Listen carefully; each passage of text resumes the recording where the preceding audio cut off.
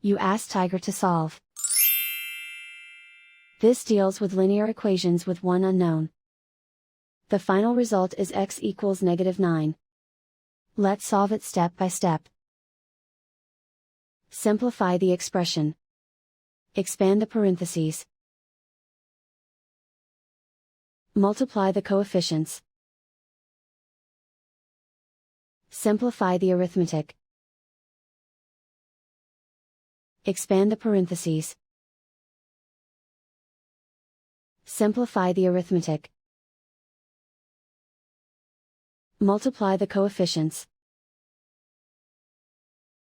Expand the parentheses. Group like terms. Simplify the arithmetic. Group all x terms on the left side of the equation. Subtract 3x from both sides. Group like terms. Simplify the arithmetic. Group like terms. Simplify the arithmetic. Group all constants on the right side of the equation. Add 12 to both sides. Simplify the arithmetic.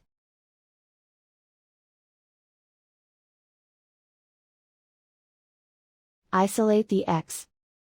Multiply both sides by -1. Remove the ones.